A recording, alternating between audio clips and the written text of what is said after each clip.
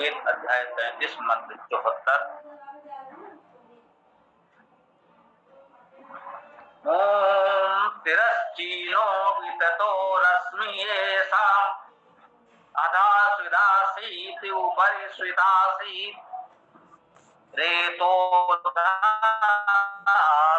महिमानासन् स्वधा अवस्थात् प्रयति परस्तात्। तिरश्चीनो विततो रश्मि येषाम्, इनका रश्मि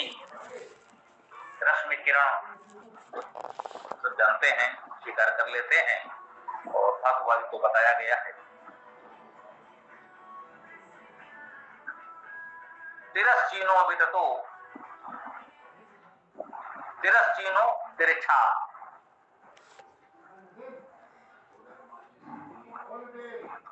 विततो विस्तार, ये उपसर्ग है, तन धातु है विस्तार करना, उसी से वितता विततो शब्द निष्पन्न होता है।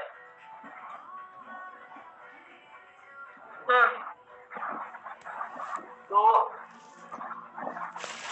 जरा इनका जो रश्मि है, किरण है, इसका विस्तार तिरछा है।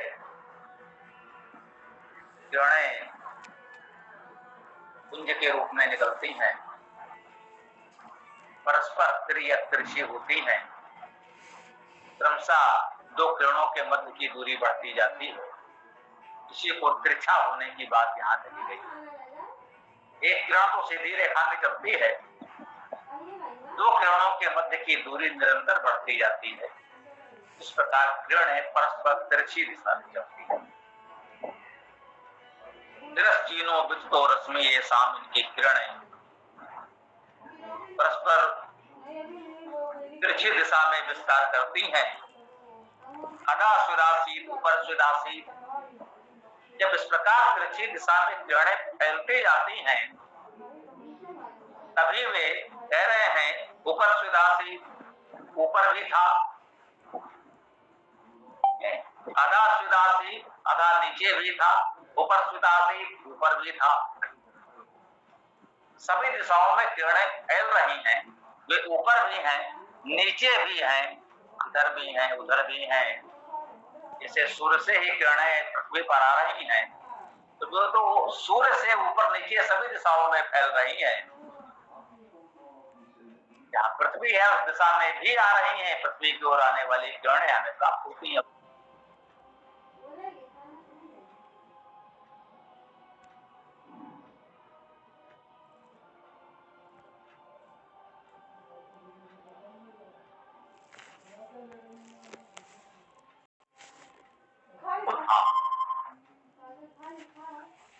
और रेतोधा में रि धातु का गति करना, जाना, हिंसा करना भी है। री धातु का अर्थ गति करना, झरना, टपकना, लेना, शब्द करना, सुनना भी है। इस प्रकार कह सकते हैं कि इसमें गति और शब्द दो मुख्य अर्थ हैं।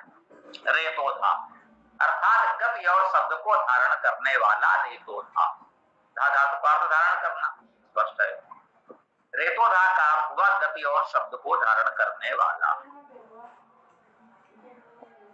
ध्वनि ऊर्जा है, शब्द शक्ति है, शब्द का अर्थ ध्वनि ऊर्जा भी है और शब्द का अर्थ जानना विद्वान से भी होता है। शब्दकार, शब्द शिल्पी, अभी भी शब्द ये प्रचलित अर्थात जानने वाले, विद्वान, लेखक, साहित्यकार आदि के लिए कहा जाता है शब्दकार, शब्द शिल्पी। तो रेतोधा उस अर्थ में भी ग्रहण कर सकते हैं, गति का भाव भी है। तो गति प्रगति शब्द को धारण करने वाले आसन थे, महिमाना आसन, महिमावान थे, महत्वपूर्ण थे भाषन्ते स्वधा अवस्था प्रयति परस्ता। स्वधा स्वयं धारण करने वाला, अवस्था, देखिए अवस्था पर विचार कर सकते हैं। अवधातु का तो रक्षा करना होता है, तो अवस्था रक्षा करने वाले रक्षक भी कह सकते हैं। परंतु इस मंत्र में जो अब तक दिख रहा है, यदि उस क्रम में देखने का प्रयास करें, तिरस्चीनो विततो रश्मि ऐसाम, अधा सुदासीत ऊपर सुदासीत, नीचे ऊपर, अवस्था का अर्थ भी यहाँ अब उपसर्ग मानकर नीचे अव्यय के रूप में ग्रहण कर सकते हैं। स्वधा अवस्था को स्वयं धारण करने वाला है, परमेश्वर स्वतः है, स्वयं को धारण करने वाला है। हम भी स्वयं को धारण करने वाले स्वावलंबी बने, दूसरों पर निर्भर न रहें, दूसरों से अपेक्षाएं न करते रहें। भाई इन्होंने हमारे लिए ये नहीं किया, उन्होंने हमारे लिए ये नहीं किया, भाई वो हमारे लिए कुछ तो करें। आप हमारा जो भी सहयोग कर दे रहे हैं वो आपकी कृपा है, उदारता है। हम ये कैसे विचार कर सकते हैं, सोच सकते हैं कि आपको हमारे लिए ये करना चाहिए और आपने नहीं किया। जो आपने कर दिया वो आपकी कृपा है, जो नहीं किया वो आपकी इच्छा है। तो इस प्रकार से हम स्वधा स्वावलंबन को अपनाएं। अपने प्रयासों से जो हम कर सकते हैं वे प्रयास करें। यदि आप हमारा कुछ सहयोग सहायता कर देते हैं तो आपका आभार धन्यवाद करें। अवस्था का अर्थ जैसा कि हमने कहा रक्षण का अर्थ ले सकते हैं, रक्षण पालन, और जो क्रम चल रहा है अवस्था का अर्थ नीचे और उपसर्ग लें।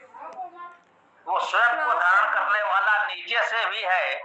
प्रयति परस्तात, प्रयति प्रमुखता से यत्न करने वाला, प्रयत्न करने वाला जिसे आप कहते हैं। इस समय हम लोग सब प्रयोग कर रहे हैं प्रयत्न, प्रा उपसर्ग है और यत् धातु है यत्न करना, प्रयत्न करना।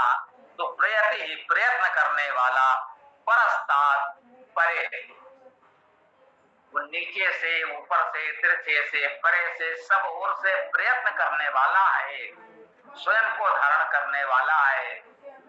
परमेश्वर के अर्थ में तो यही कहेंगे वह स्वधा है, अर्थात स्वयं को धारण करने वाला है।